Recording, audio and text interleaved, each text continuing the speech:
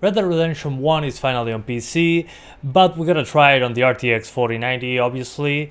So since this is a super overkill system for such an old game, unfortunately it only goes up to 144 FPS. We're at 4K right now on the absolute highest settings that you can have here. DLAA, which is great in my opinion, no motion blur, personal preference. Well, we're locked at 144, and as you can probably notice already, the GPU is not being fully utilized, and we're playing at 4K. So what would be the limit apart from the game's locked to 144? Well, actually you can have in some towns a CPU limitation. So in some other CPUs, I tried this on the i5 13500. It was basically hitting the 100 FPS mark when looking at certain towns. Here we drop into the 120 FPS range. So we're completely limited by the FPS cap over here. Again, the GPU is doing absolutely nothing, and we're playing at 4K. So what happens if you play at 1440p? Same thing, GPU usage though will be even lower. I'm guessing probably 30% GPU. So that's not an issue whatsoever. The game looks super crisp. And there is, at least right now in this part, no performance hit to speak of. And somebody's shooting. I don't know who's the good guy. But playing this with mouse and keyboard at 144 feels like cheating. It's so easy to aim. Oh, he's dead. Okay, that's fine. Whatever. But again, this is a port of the original. So the improvements are draw distance. You can see pretty much farther into the distance. We have contact hardening shadows. Shadow draw distance is also much better. Now we have mouse and keyboard support, DLAA. There's also frame gen, but it doesn't work. I tried it. It's there, but it doesn't work, it seems. I tried it, but I only got the artifacts of the frame gen without any of the benefits, because we're locked at 144. If you want to do 240 or something like that, consider using lossless scaling, but still. The limit here is the 144 FPS cap. So now we're doing 8K, again a ridiculous resolution, 7680 by 4320, and we're on the highest settings with DLAA at 8K itself, and I'm pretty sure I never saw this game as such a high pixel count before. It's probably the first time it's actually at 8K, and we're getting 90 FPS. So this is some real 8K gaming going on here. I'm using a 1440p now, a 4K monitor with DSR, which is Dynamic Super Resolution, it's called. It's an old technology, allows you to multiply the resolution of your screen and downsample it to the native one. So while we're playing at 8K, my monitor is 4K. It's the same as actually playing at 8K though, when it comes to GPU usage, performance. The thing is, while my 4K screen already looked pretty damn sharp, this looks even sharper. There's no aliasing whatsoever. It's the best anti-aliasing that you can have. And apart from that, there's also DLAA in the mix. So we have DLSS as anti-aliasing. So if you look for aliasing, I'm sorry, you won't find it here. This is ridiculously sharp. So we are also with Undead Nightmare. It's also included in the package, which again I think is too expensive. $50 is not worth it. But I have more hours in this expansion, the Undead Nightmare one, than the base game. I played this on PlayStation 3, and this part on the PS3 drops into the 20s or the teens when it comes to frame rate. It's ridiculously slow on PS3 in this part. It makes complete sense though, considering it came out back when they didn't optimize for PS3 very well. But again, here what we got is better draw distance. We also got better shadows. And I think the shadows are kind of broken when it comes to this fire. But the shadows on the torch appear to be broken. Not sure why that happens. But this torch should cast shadows. I clearly remember this, so I'm pretty sure this thing casts shadows from John. Not only the ambient light. So yeah, this should be fixed. Because again, we should be having a shadow being cast from the fire light source. So yeah, other than that, and even more draw distance would be appreciated. But this was what ran the worst, at least for me, on the PlayStation 3 back then.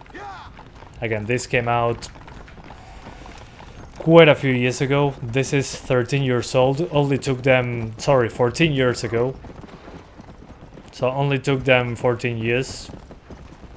But here we are, playing Red Dead natively on PC. And again, on PlayStation 3, even on the 360, it dropped frames in these sections when you have the torch and you're putting stuff on fire. Burning coffins, better said. So if you ever played Undead Nightmare, you know the pain. But there seems to be a bug with the shadows when it comes to the torch. It's not casting shadows.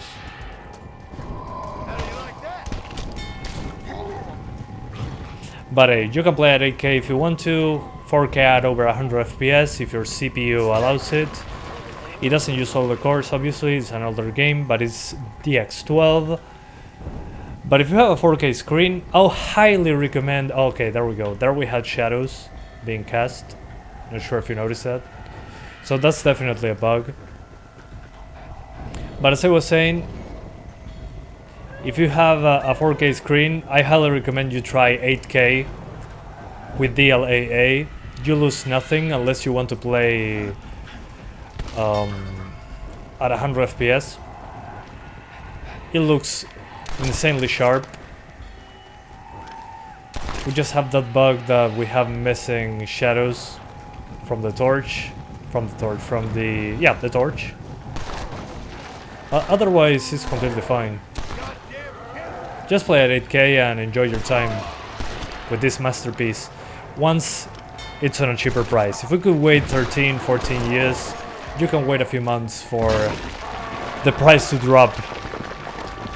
That's usually what happens, right?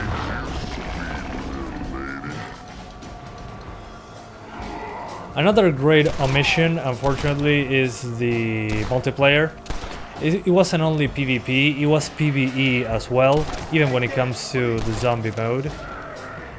There was like a horde mode that was awesome, and that's missing now. So we're not getting everything, unfortunately. But the UI is also on a good resolution now. So all good improvements, and I cannot wait for modding tools for this. And as a bonus round, I noticed many of you guys with a high-end GPU actually have ultra-wide displays. This is 3440 by 1440. If you have a higher pixel count on the ultra-wide, I'd love to know what other resolutions are out there. And as you can probably notice, with ultra-wide, it actually uses the entire screen, even in the pause menu. Let's see the map. Yeah, even the map and the UI is all in the correct places. So if you're interested in ultra-wide, or you have an ultra-wide display, you have even an extended FOV. And I'm noticing that because the game is running way slower than it should. If you look at the GPU usage, it's at 40%, and we're not hitting 120 in these towns like on the 4K resolution. Well, that's because the game is rendering more stuff at the right and the left. It was clearly not meant to have this amount of FOV, but it looks fantastic. I'm happy to see that, and happy to report as well, that this does work with ultra-wide just fine. Only black pillars at the left and right when you are launching the game for the first time. But other than that, and the extra CPU limitation, to say it in some way, is there. We're back in Undead Nightmare, but now with Ultrawide. And as you can see, looks fantastic with the wider FOV. So if you happen to be an ultra-wide owner, which you probably are if you have a high-end GPU like this one, I'm happy to report you'll be fine. Some drops below 120 due to how the game is rendered. Good heavens above. So seems to be single-thread performance. If you have a, I don't know, a 5800X 3D or something like that, you're probably going to keep it at 144 across the board. Shouldn't be difficult. But playing at 100 FPS with mouse and keyboard feels, as I said before, feels like cheating. You're so stupidly accurate. It's not even... I mean, I should have a harder difficulty than this. But I want to see mods with more zombies on screen.